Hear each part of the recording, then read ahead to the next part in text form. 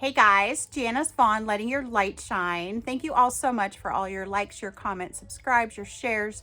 Your support for one another is amazing, and I'm so grateful that I have such amazing people on my tribe. And really and truly, a lot of you are helping support so many other people that are dealing with some of the same issues that you and I are or had dealt with. So, thank you for being a positive force for so many. And I just encourage you guys to continue to lift each other up. I mean, that's what we're here for, right?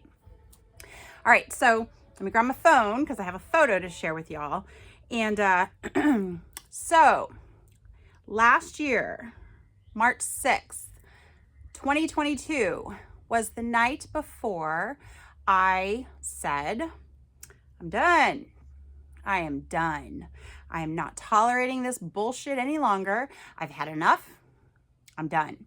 So I put my plan together to go to the courthouse the first thing Monday morning, which was the 7th of March last year. Okay. So let me remind you guys what kind of happened. So Saturday night, March 5th last year, my girlfriend and I went to play bingo, and we came home and the narcissist was on a complete rage. He was printing and obsessing and on social media and on the internet, and he was Googling and searching to try and blackmail this man that he knew that he didn't like.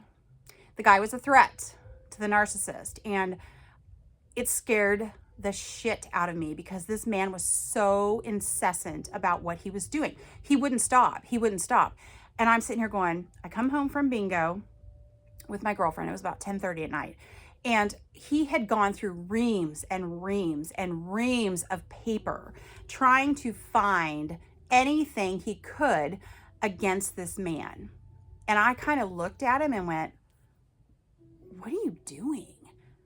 Like, this is nuts. And so, you know what? I shouldn't have said that. I should have just tiptoed my way into the bedroom and shut the door. Well, I didn't, and that's okay, because as I was walking to the bedroom to escape the craziness that I saw when I walked in the door from going out, he followed me. And he goes, what are you talking about? We're going to talk about this. And I'm like, no, we're not going to talk about this. I am going on to bed. It's 10:30. I'm tired. I'm just going to go on to bed. He didn't want any part of that. So as I was, sorry, I keep looking down because I don't want my phone to shut off. As I was trying to go to bed, get my headphones on so I didn't have to hear him, didn't have to hear the printer going over and over and over and over for hours on end, I said, please leave. Please just shut the door. I'm going to bed. Good night. But he didn't. So as I pushed my hand through the door to kind of get him to push away, he pulled the door, which slammed into my left arm. So, sorry, I'm trying to do this so the light doesn't get in the way. Darn it. How do I do that? Sorry, guys. Maybe an angle. So that is the bruise that he left on my arm by pulling the door, slamming it into my arm as I was simply trying to get him to leave. And as you can see, here's the time. It's March 6th, last year. And I took that photo on Sunday, the day after, because obviously the bruise was bigger, but that is when I decided, I'm not doing this anymore. I'm not doing this. I'm not going to live my life in fear. I'm not going to live my life with a man who doesn't see the damage that he has caused to so many people in his life and is now causing to me. Was it okay for him to verbally, mentally, emotionally, and psychologically abuse me? Absolutely not. Absolutely not. I'm not trying to say that I waited for a bruise to be put on my arm or my body or anywhere. to file for an order of protection, but this was like something that totally solidified it for me. I just couldn't see myself dealing with this shit anymore. I just couldn't. All right. He left enough bruises inside of me. And now it was coming on the outside. And I just remember what my son said to me. He goes, Mom, how much longer are you going to put up with this bullshit? And I kept hearing my son over and over in my head. And I was looking at that bruise that I had. And then I was thinking about my grandbabies, thinking, oh my God, what if he's capable of hurting me, he's capable of hurting anybody. So I said, enough, not doing it. So went to bed, got on my phone, called my best friend, Nick, called my other friend. And I said, you guys, it's going down. It is going down. I will not do this anymore. And so everybody knew what the plan was. And I woke up the next day, and that's when everything went down. So the night before March 6th, last year, I remember just sitting in my bed feeling as stressed as I was, and as angry and hurt that I was that this man would treat me as poorly as he did over the years. There was a tiny bit of peace that I felt, and I think it's because I knew that it was soon going to be over. I said, you know what? There's no doubt in my mind that I have the evidence and the proof to back up my allegations in an order of protection petition. And I did. And so I was mentally getting myself prepared. Thank goodness for my friends and my support system, because they kept me positive. They kept me motivated. They said, Janice, we know this is going to be hard. We know this is going to be extremely difficult because of the wrath that you're going to face once you stand up and finally take the plunge. And I said, I know, but I'm ready.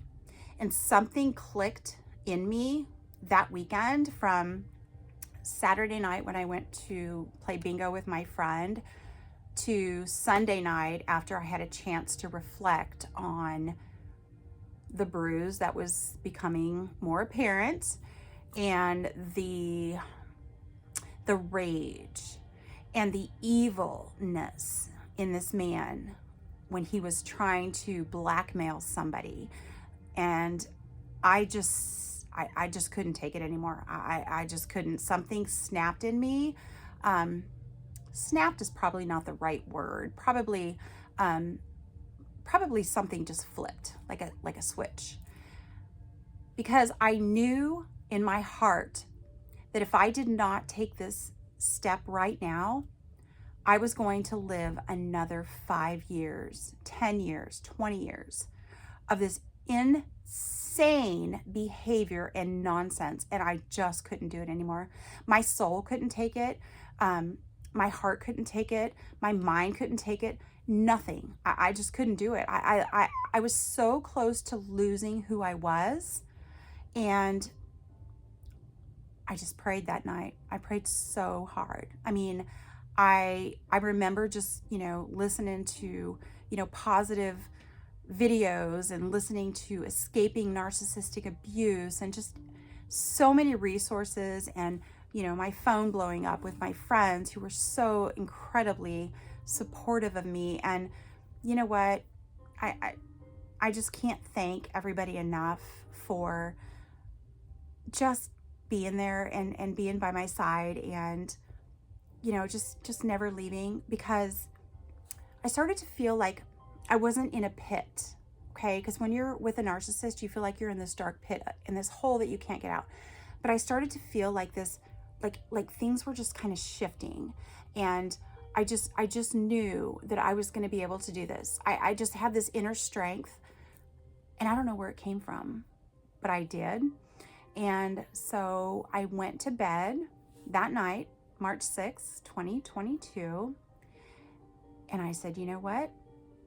I'm going to do this, because I do not want to live another day of my life in this hell that I've been living for so many years. And I put on my big girl panties and I said, tomorrow's the day. And I remember going to sleep that night, and I remember just feeling at ease. I remember feeling, as weird as it sounds, I remember feeling safe.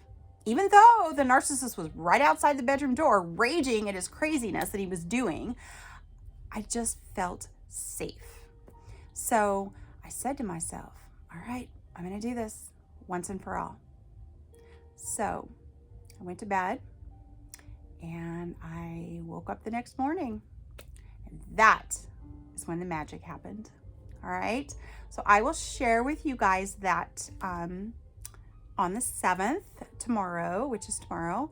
But after I post this video, I wanted to share with you guys a video that I did just the other night, and I had a little moment with myself, and it's more of a grateful post to the people that love me and care for me and have been by my side. So it involves a little bit of Morgan Wallen. So if y'all like him, stay tuned for that one. I'll play that after this one. But guess what? Tomorrow is my anniversary of freedom, and I'm so excited and happy. So wanted to give you guys some hope and an update. So I will see you tomorrow. Thanks. Love and light to all of you.